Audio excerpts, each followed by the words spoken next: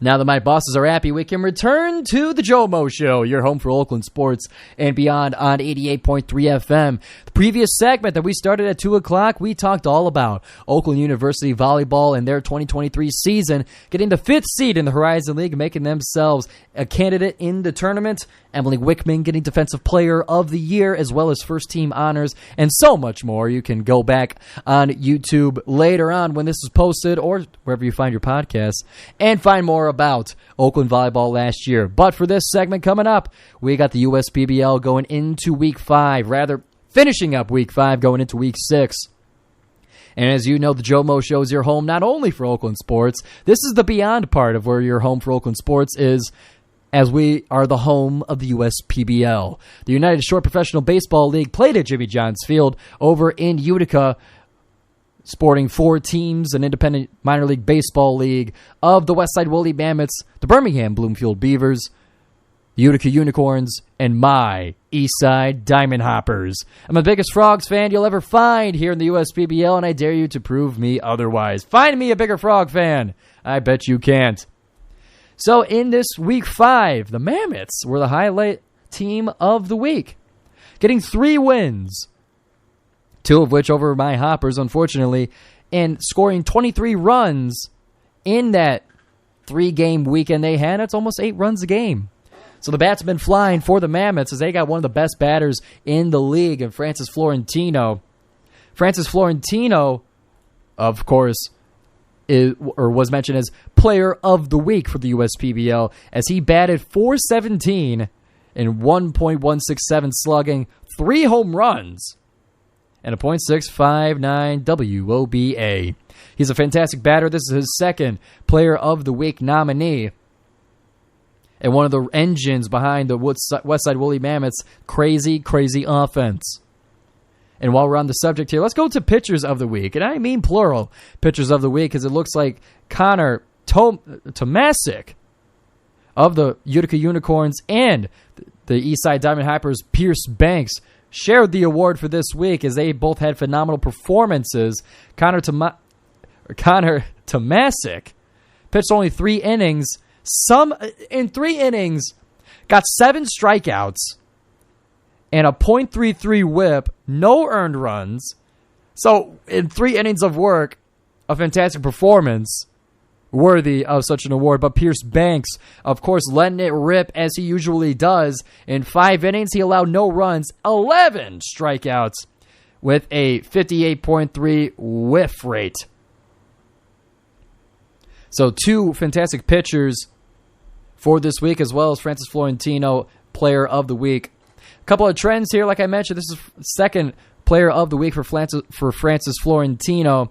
This is his 2nd in 3 weeks. Pierce Banks, this is his 3rd Player of the Week award in 5 weeks of the USPBL season, as he's been one of the most dominant pitchers in this league. He had 2 in a row the other week, that streak being interrupted last week, but he's back on top of it for his 3rd in 4 weeks. Part of why the Diamond Hoppers continue to stand number 1 in the league. Looking at the standings, the Eastside Diamond Hoppers 9-5 this season, as they sit atop the rest of the league, as well as the East, as the Eastern Division that they share with the Utica Unicorns. Unicorns in 2nd place, closing the distance with the Hoppers. 8-6 is their record. Westside Woolly Mammoths closing the distance between them and the Unicorns as well, 7-5, while the Birmingham Bloomfield Beavers continue to struggle at 2-10 this season. So now we got most of the highlights here. Let's get into the game-by-game breakdown of Week 5 of the USPBL. It would start on June 13th. Where the Westside Woolly Mammoths played against the Birmingham Bloomfield Beavers. 10-3 was the final score, as the Mammoths, after being down 1-0 in the first inning, would rally off 3 runs in the 2nd inning, 2 runs in the 3rd, 4 in the 5th, and 1 more in the 8th, as they would hold the Beavers to only 3 runs for the rest of the game. 10-3 was the first win for the Mammoths. The Mammoths would then play again the next day, June 14th, against my Diamond Hoppers, where my Hoppers had the 6-2 lead going into the 7th inning. But unfortunately, the 7th, 8th, and 9th inning for the Mammoths would include 2, 1, and 3 runs in in each inning, respectively, as they were able to make the comeback and win it 8-7 over my Diamond Hoppers. That was the game that Pierce Banks pitched those 5 innings for 11 strikeouts, getting him the pitcher of the week. We now move to Saturday's doubleheader of the Utica Unicorns and the Beavers. Beavers would unfortunately get swept in this one. First game ending 2-1 in favor of the Unicorns. All of those runs coming in the 5th inning. 2 for the Utica Unicorns, 1 for the Beavers. The next game of that doubleheader, 4-2 would be the final score in favor of the Unicorns. Beavers would have the initial lead, 2-0, before being shut out for the rest of the game, as the Unicorns rallied off 4 runs in the last 2 innings to come back and win it and sweep the doubleheader against the Beavers.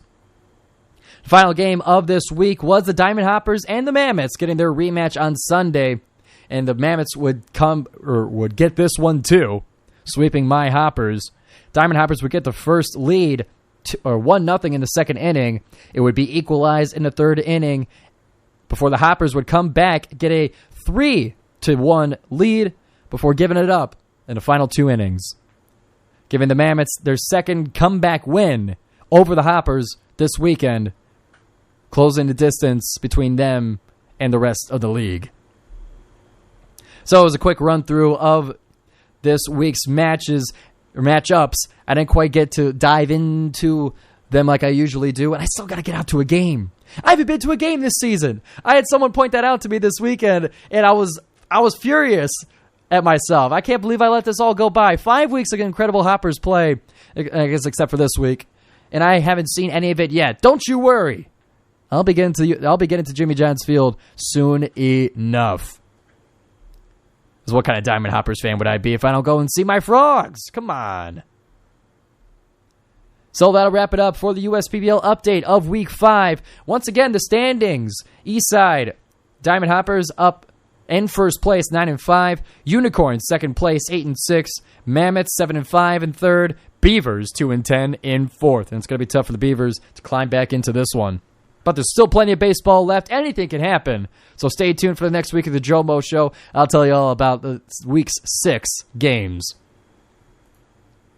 So that'll now wrap it up for this week's update of the USPBL. We'll be coming back with a little NBA talk, not only with the Boston Celtics winning the championship this weekend, but we'll also talk about Monty Williams and the future of the Detroit Pistons. Right here on the GioMoShow, 88.3 FM WXOU.